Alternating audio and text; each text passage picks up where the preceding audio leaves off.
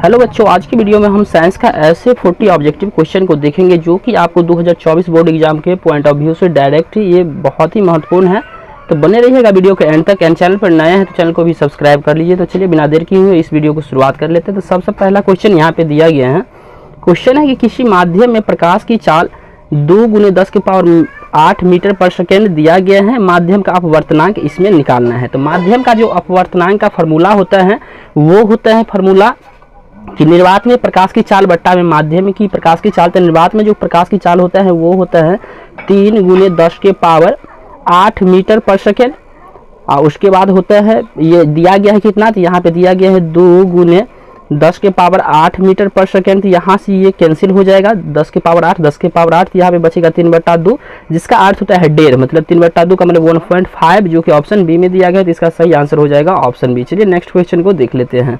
अगला क्वेश्चन क्या है कि निम्नलिखित में किसका क्या बोलते हैं, निम्नलिखित में किसका उपयोग लेंस बनाने के लिए नहीं किया जाता है। तो किसका उपयोग नहीं किया जाता है, तो यहाँ पे देखिए ऑप्शन ए में दिया गया है हवा, ऑप्शन बी में दिया गया है पानी, ऑप्शन बी में दिया गया है सी में दिया गया है पारा, ऑप्शन डी में दिया गया है कांच। तो इसमें किसका उपयोग जो है लेंस बनाने में नहीं किया जाता है, तो यहाँ पे पारा का उपयोग लेंस बनाने में नहीं किया जाता है। तो इसका सही आंसर हो जाएगा ऑप्शन सी। चलिए नेक्स्ट क्वेश्चन को देख लेते हैं। अगला क्वेश्चन है यहाँ पे किसी वस्तु का प्रतिबिंब नेत्र के किस भाग पर बनता है। तो किसी भी वस्तु का जो प्रतिबिंब बनता है वो बनता है रेटिना पर, जो कि ऑप्शन बी में दिया गया है। तो इसका सही आंसर हो जाएगा ऑप्शन बी। चलिए नेक्स्ट क्वेश्चन को देख लेते हैं।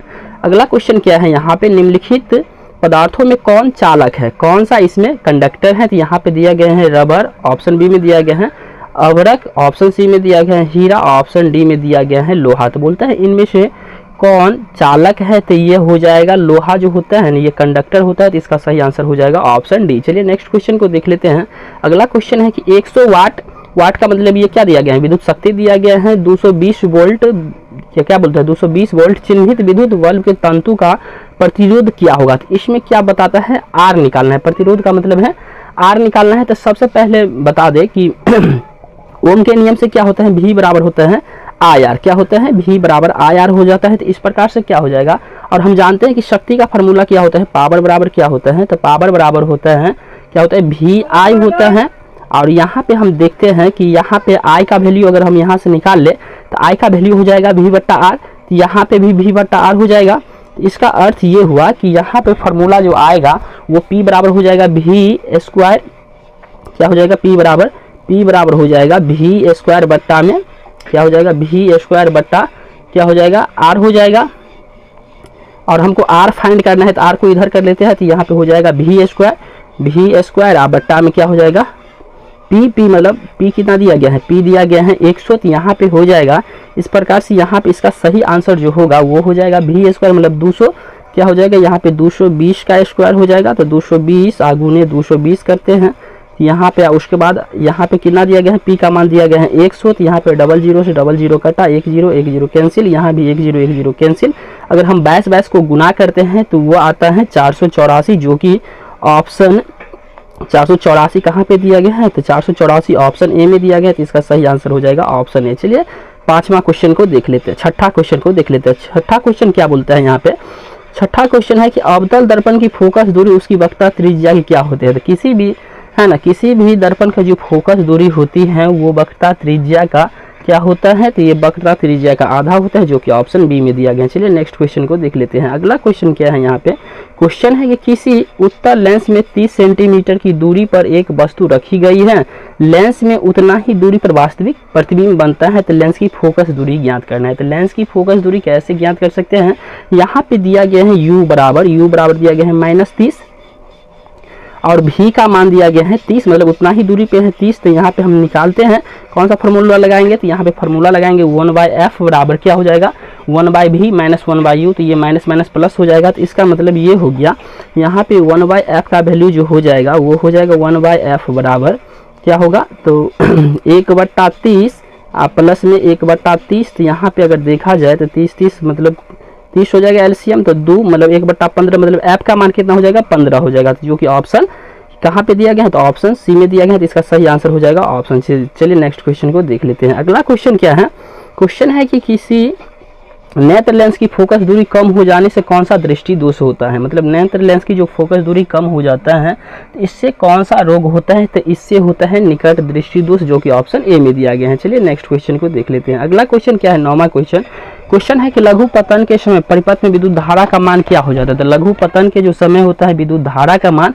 क्या हो जाता है, बहुत अधिक बढ़ जाता है, जो कि ऑप्शन सी में दिया गया है। चलिए नेक्स्ट क्वेश्चन को देख लेते हैं। क्वेश्चन है निम्नलिखित में से कौन सा पद विद्युत परिपथ में प्रयुक्त क्या होता है निम्नलिखित में कौन सा पद विद्युत परिपथ में विद्युत शक्ति को निरूपित करता है। तो विद्युत शक्ति अभी तुरंत देखे है, विद्युत शक्ति का फॉर्मूला क्या होता है, तो विद्युत शक्ति का फॉर्मूला होता है वी आई, क्या होता है वी आई होता है, यहाँ पे हो जाएगा विद्युत शक्ति का फॉर्मूला क्या नहीं होता है, तो ये वी आई भी होता है, ये भी होता है आई स्क्वायर आर भी होता है और वी स्क्वायर आर भी होता है। इसका मतलब है इसका सही आंसर हो जाएगा ऑप्शन कौन हो जाएगा, ऑप्शन बी हो जाएगा, जो कि ये फार्मूला नहीं होता है। चलिए नेक्स्ट क्वेश्चन को देख लेते हैं। अगला क्वेश्चन है, यहाँ पे क्वेश्चन है कि अभिनेत्र लेंस की फोकस दूरी में परिवर्तन किया जाता है किसको, पुतली द्वारा, दृष्टि पटल के द्वारा, पक्षाभि पेशिया के द्वारा या परितारिका के द्वारा। तो अभिनेत्र लेंस की जो फोकस दूरी में परिवर्तन किया जाता है वो किया जाता है किसके द्वारा, तो वो किया जाता है पक्षाभि पेशिया के द्वारा, जो कि ऑप्शन यहाँ पे सी में दिया गया है, पक्षाभि पेशिया।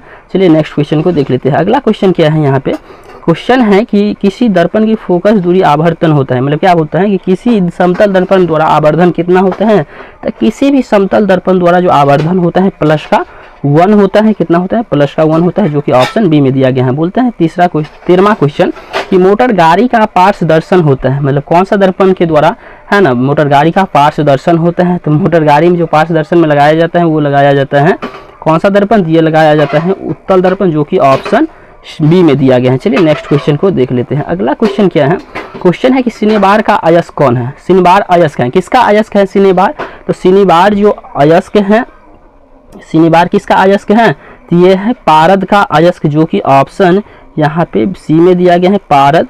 चलिए तो इसका सही आंसर क्या हो जाएगा, ऑप्शन सी, जो कि है पारद। चलिए नेक्स्ट क्वेश्चन को देख लेते हैं। 15वां क्वेश्चन क्या बोलता है, क्वेश्चन है क्या है, क्वेश्चन की पेंसिल बनाने में कार्बन के किस अपरूप का उपयोग किया जाता है। तो पेंसिल बनाने में जो प्रयोग किया जाता है वो किया जाता है ग्रेफाइट का, जो कि ऑप्शन सी में दिया गया है। चलिए नेक्स्ट क्वेश्चन 16वां क्वेश्चन को देख लेते हैं। क्वेश्चन है यहाँ पे क्या बोलता है, क्वेश्चन कि यदि किसी तत्व की परमाणु संख्या 12 है, किसी भी एलिमेंट की परमाणु संख्या अगर 12 है तो बोलता है उस तत्व की संयोजकता कितना होगा। तो किसी भी तत्व का जो परमाणु संख्या 12 है तो इसका परमाणु 2 8 10 2 कितना हो जाएगा 12, मतलब जिसका है ना अंतिम कक्ष में 2 है तो उसका वही रह जाता है, तो इसका क्या हो जाएगा ऑप्शन बी इसका सही आंसर हो जाएगा, मतलब कितना हो जाएगा 2 हो जाएगा। बोलते हैं किसी क्या बोलते हैं 17वां क्वेश्चन बोलते हैं, क्या बोलते हैं यहाँ पे 17वां क्वेश्चन कि अभी तक तत्व की संख्या कितनी ज्ञात है, मतलब अभी तक जो तत्वों की संख्या ज्ञात है वो 114 ज्ञात है, जो कि ऑप्शन ए में दिया गया है। बोलते हैं यहाँ पे क्वेश्चन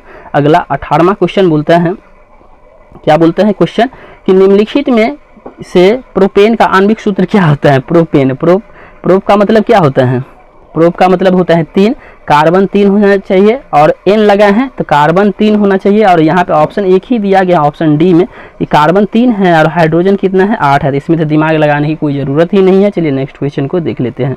19वां क्वेश्चन है यहाँ पे हेमाटाइट किसका अयस्क है, तो हेमाटाइट जो अयस्क है वो होता है किसका, तो आयरन का अयस्क है, जो कि ऑप्शन बी में दिया गया है। चलिए नेक्स्ट क्वेश्चन को देख लेते हैं। क्वेश्चन क्या है कि लोहा को जिंक से लेपित करने की क्रिया को क्या कहते हैं, तो लोहा से लिंक क्या बोलते हैं, लोहा को जिंक से लेपित करने की क्रिया को क्या कहते हैं, तो लोहा से जिंक से लेपित करने की क्रिया को बोलते हैं क्या बोलते हैं, गैल्वेनीकरण बोलते हैं, जो कि यहाँ पे ऑप्शन बी में दिया गया है। कहाँ दिया गया है, तो ऑप्शन बी में दिया गया है। चलिए नेक्स्ट क्वेश्चन को देख लेते हैं। अगला क्वेश्चन क्या है यहाँ पे कि निम्न में से कौन सा संतृप्त हाइड्रोकार्बन है, संतृप्त हाइड्रोकार्बन कौन सा है, तो क्या होता है संतृप्त हाइड्रोकार्बन है यहाँ पे कौन है, तो यहाँ पे है प्रोपेन है, यहाँ पे एथाइन दिया गया है, एसिटाइलिन दिया गया है।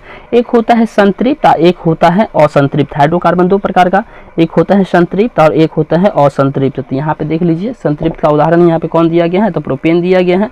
चलिए नेक्स्ट क्वेश्चन को देख लेते हैं। 22वां क्वेश्चन क्या बोलते हैं कि किस हाइड्रोकार्बन को द्विबंध होता है, कौन सा हाइड्रोकार्बन में द्विबंध है, यहाँ से ऑप्शन देख के देखते हैं। CH4 है, C2H4 है, ये हो जाएगा कि C4H2 हो जाएगा कि C2H4 हो जाएगा, तो इसका सही आंसर हो जाएगा, इसका सही आंसर हो जाएगा C2H4, मतलब यही पे क्या हो जाएगा सही, यहाँ पे डबल बॉन्ड है, यहाँ पे हो जाएगा C2H4 हो जाएगा, जो कि ऑप्शन है ना, डी में दिया गया है। चलिए नेक्स्ट क्वेश्चन को देख लेते हैं। अगला क्वेश्चन क्या बोलता है यहाँ पे, है ना, 23वां क्वेश्चन बोलता है कि कौन सा शून्य वर्ग का तत्व है। यहाँ पे ऑप्शन में दिया गया है कैल्शियम, ऑप्शन बी में दिया गया है ब्रोमीन, ऑप्शन सी में दिया गया है हीलियम, ऑप्शन डी में दिया गया है लिथियम। तो इसमें से जो शून्य वर्ग का तत्व है वो कौन सा हो जाएगा, तो शून्य वर्ग का तत्व यहाँ पे हीलियम है जो कि ऑप्शन सी में दिया गया है। तो इसका सही आंसर जो हो जाएगा वो हो जाएगा ऑप्शन सी। चलिए नेक्स्ट क्वेश्चन को देख लेते हैं। अगला क्वेश्चन क्या है, क्या बोलता है कि अपच का उपचार करने के लिए निम्न में से किस औषधि का उपयोग किया जाता है। तो अपच का जो उपचार करने के लिए वो किया जाता है एंटासिड का, जो कि ऑप्शन